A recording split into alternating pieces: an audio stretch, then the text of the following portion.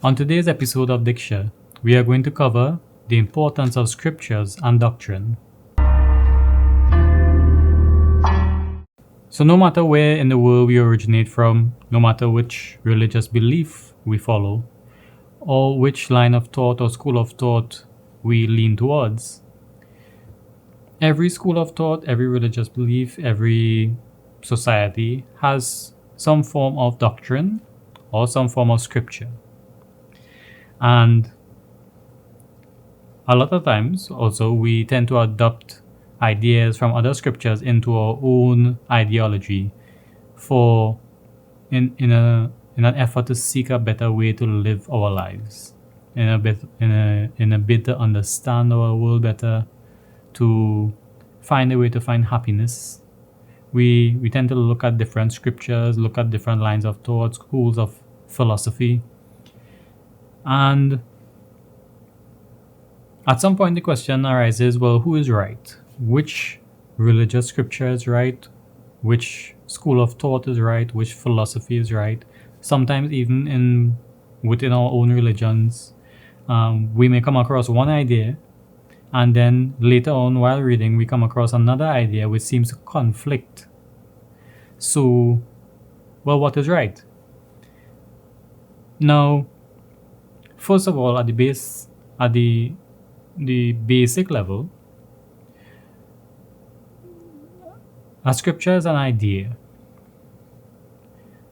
So although there are a lot of stories inside, there are a lot of examples, but the basic idea or the basic philosophy behind the teaching is there in the beginning.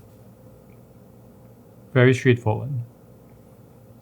And these are what scriptures try to bring forward to us.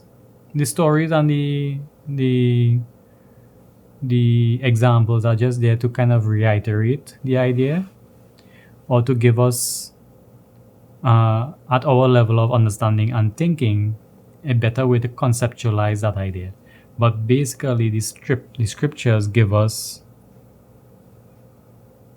ideas that are supposed to be true now, that were true in the past, and that will be true in the future, no matter how far we travel. And also in terms of geography and the culture, scriptural ideas are ideas that we like to consider to be universal.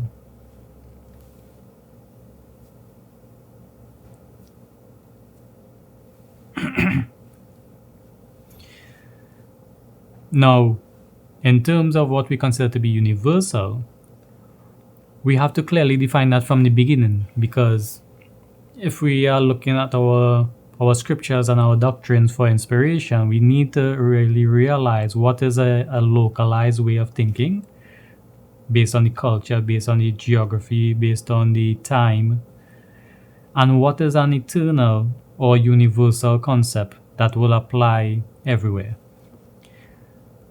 Now, the term universal itself,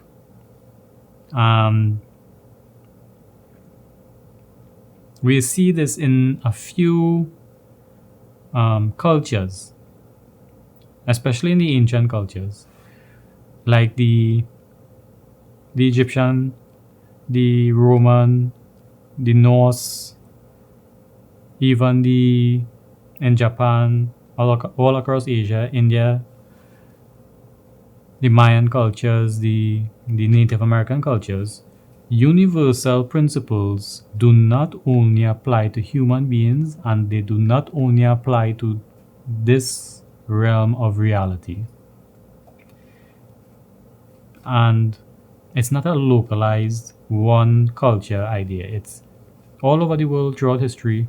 All cultures had ideas which they applied not only to humans, but also to animals, to spirits or the afterlife, to gods, to different worlds. Because like in the Norse mythology, they have well established that their laws or their way of thinking apply to the 9 realms. The Hindus have where their devatas and their demons reside in different worlds and they follow the same principles as human beings. So the idea or the philosophy in the scripture or in the doctrine is one that should be applied literally, universally, not conceptually. We are not talking about where people use the term universal just to mean worldwide, like Miss Universe or the Mr. Universe competition, where the Miss Universe competition has people from all over the world. It doesn't have people from outside Earth. So universal principles must apply to all realms of reality. I'm not trying to go metaphysical in this point. I'm just saying it's just about the classification of a doctrine or the classification of a principle, that the living and the dead, the terrestrial and the extraterrestrial, everybody follows this as a rule. That's the point of the doctrine. So if we are looking at, and I'll use the Sanskrit words, which is Dharma. Dharma means way. And you'll hear people now say, well, this is our Dharma. This is our way. And this is Sanatan Dharma, which is the eternal way. There is a difference in Dharma and Sanatan Dharma. Dharma means the Hindus have a Dharma, the Muslims have a Dharma, the Christians have a Dharma, the Americans have a Dharma, the Europeans have a Dharma, the Chinese have a Dharma. The old people have a Dharma and the young people have a Dharma. They have ways.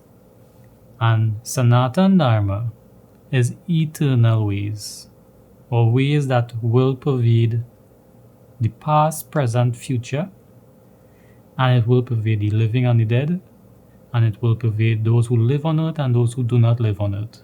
And I am not saying it has life on earth, outside earth. The whole point is that Sanatan Dharma, or the eternal way, or the universal way, are the principles that apply universally. And it is very important that we understand what Sanatan Dharma is and what Dharma is. Because Dharma changes with time and changes with the culture and changes with the people. And Sanatan Dharma does not change. So this brings me now to the importance of the scriptures, or the importance of the doctrine. The importance of scriptures is that they concern themselves with Sanatan Dharma, or the eternal way. They do not concern themselves with what is dharmic. So it is a mistake, I would say, to look at scriptures for dharmic principles. Now there's no reason we can't look at it for inspiration or for an example on how we should live, but it's not really what its main concern is. The examples they give, the stories they give, portray the lives of people who lived by the eternal principles and embodied them. And this is true for all cultures. So I'm not because I'm using the Sanskrit word, I don't mean the Norse mythology or the Greek mythology or the Mayan mythology or Native American mythology. In all cultures, they practice Sanatan Dharmic principles or eternal principles that we need to understand in order to understand the nature of life. Now, what happens if we don't understand the principles in the scriptures is that we don't understand life, plain and simple, basically. And you'll see now where people don't understand why they are depressed. They don't understand why they are angry. They don't understand why they are not happy all the time or contented all the time. People do not understand why there's war in the world, there's disease, there's sickness, and there's a lot of sorrow based on all of this.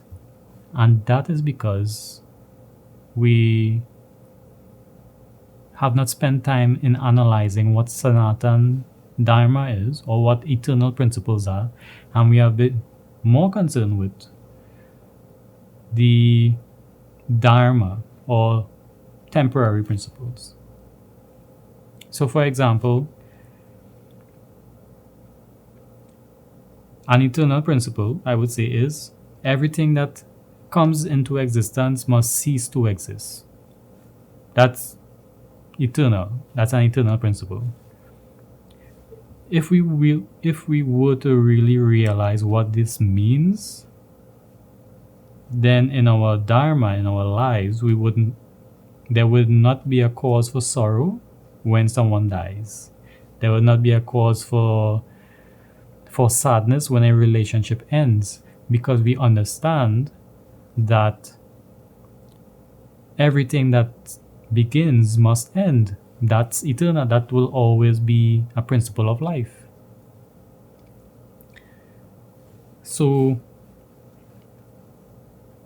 that's the one takeaway idea I want to have as I'm coming to the close of today's program, is that the importance of our scriptures and doctrine is not to tell us how to live in our everyday, daily situations. The purpose of scripture and doctrine is to give us the tools to understand what the eternal principles that govern the universe are. It's a way of understanding the nature of life. And by understanding the nature of life, life becomes livable. It becomes understandable. So I hope today's episode was informative. I hope I presented a couple of ideas that may prove useful to people who are a bit confused or seeking to know or understand more about life. And I hope that it inspires some people to look past the everyday examples in scriptures and to delve deeper into the meaning of the scriptures themselves. So I'd like to thank you for joining me on today's episode of Diksha. My name is Omkar, saying I'll see you next time.